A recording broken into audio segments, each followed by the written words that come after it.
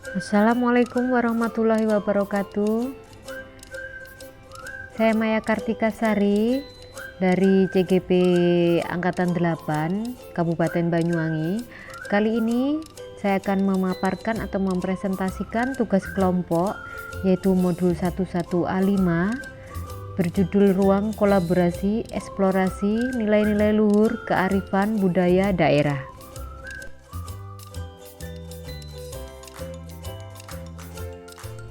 Perkenalkan, ini kami dari kelompok 7B yaitu tim Sri Kandi Trembini karena anggotanya ibu-ibu semua. Bersama Bapak Fasilitator Taufik Albar dan pengajar praktik Bu Elisanti, Bu Suhartati, ada Bu Dwi Haryani, Bu Yati Isturina, saya sendiri Maya Kartika, dan bersama Ibu Khoirotul Amalin. Bahan diskusi yaitu pertama, apa kekuatan konteks sosiokultural di daerah Anda yang sejalan dengan pemikiran Ki Hajar Dewantoro?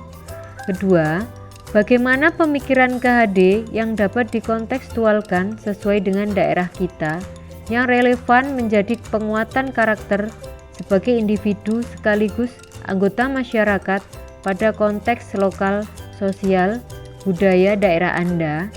Yang ketiga, sepakati satu kekuatan pemikiran KHD yang menebalkan laku murid di kelas atau sekolah Anda sesuai dengan konteks lokal, sosial, budaya di daerah Anda yang dapat diterapkan. Dalam kontekstual, menurut KHD, kami memilih tradisi atau budaya daerah di sekitar kami yaitu tradisi bunga telur atau pawai endok-endokan. Apa sih tradisi bunga telur atau pawai endok-endokan itu? Yaitu tradisi yang berasal dari daerah Banyuwangi, Jawa Timur dan merupakan tradisi turun-temurun. Apa tujuannya adanya tradisi ini? Selain untuk berpartisipasi dalam perayaan Maulid Nabi atau kelahiran Nabi Muhammad SAW, syiar agama juga untuk mempererat tali persaudaraan antar sesama muslim.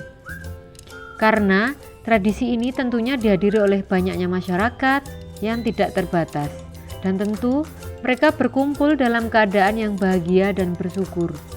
Bagaimana keberlangsungan tradisi kirap telur? Tradisi kirap bunga telur dilakukan dengan cara mengarak, yakni membawa telur-telur yang sudah dihias mengelilingi desa atau suatu daerah. Hal ini sebagai bentuk syiar agama. Kemudian terdapat suatu desa di Banyuwangi yang merayakannya dengan berkumpul di musola atau di masjid dengan menyenandungkan sholawat Nabi dan juga membagikan telur-telur yang sudah dihias kepada masyarakat. Deskripsi jawaban. Sesuai dengan pemikiran Ki Hajar Dewantoro, pendidikan dan kebudayaan adalah satuan utuh yang tidak dapat dipisahkan, diibaratkan sistem tata surya. Kebudayaan yang dinamis harus bergerak sesuai kodrat alam dan tuntutan zaman. Hal ini sesuai dengan kekuatan konteks sosial kultural di daerah kami, yaitu di Kecamatan Bangurjo maupun Kecamatan Pesanggaran, yang masyarakatnya mayoritas orang Muslim. Maka, tradisi bunga telur atau endok-endokan peringatan Maulid Nabi Muhammad SAW ini merupakan bentuk kearifan lokal. Nilai-nilai yang kami dapat yang sesuai dengan konteks pemikiran KHD yang relevan dengan tradisi bunga telur atau endok-endokan yaitu ada 5. 1. Gotong royong. 2. Religius. 3. Pantang menyerah. 4. Belajar yang menyenangkan. Dan yang kelima, kreatif dan inovatif. Contoh penerapan nilai-nilai gotong royong kepada siswa saat tradisi bunga telur, yaitu 1. Siswa bekerja sama menghias pohon pisang dan bunga telur. Ada yang membuat bunganya, wadah telurnya, dan ada yang bagian menghias pohon pisangnya. Yang kedua, siswa saling membantu ketika menancapkan bunga telur di pohon pisang.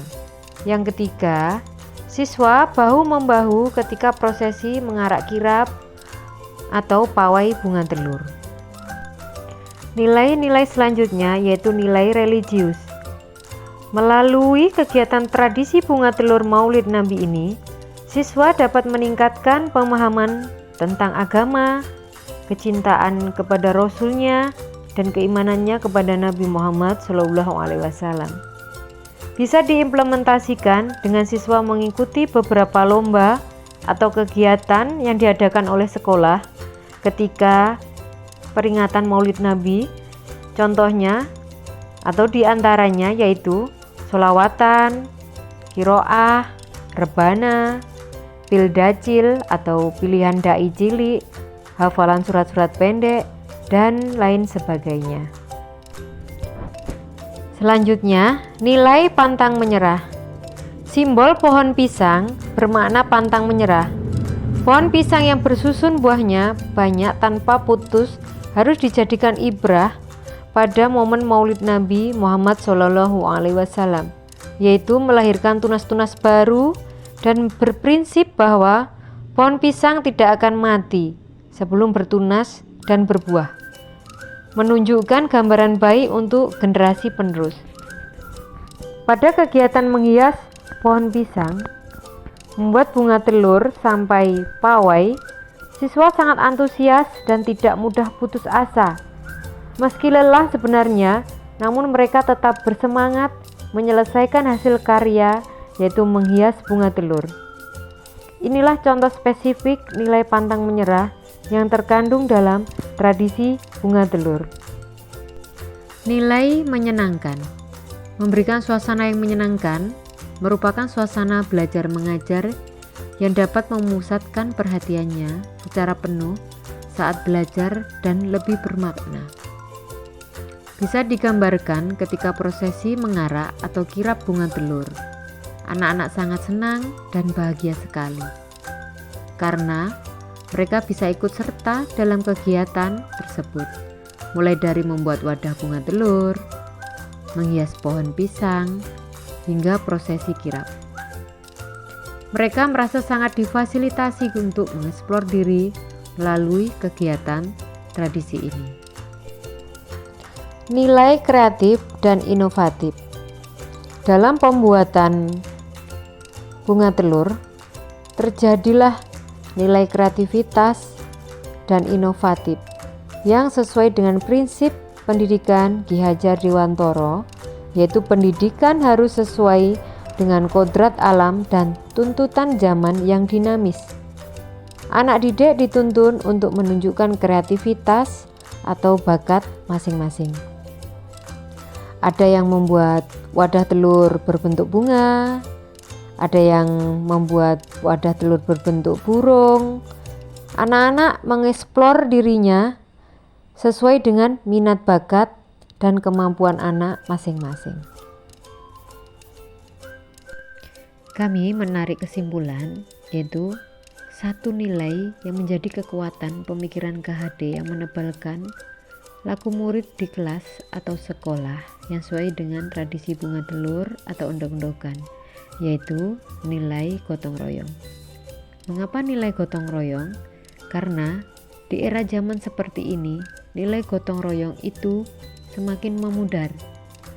Sehingga dengan nilai gotong royong kami implementasikan ke anak-anak agar anak-anak memahami bahwa nilai gotong royong itu sangat-sangat penting untuk dirinya sendiri maupun untuk dirinya nanti ketika berada di masyarakat.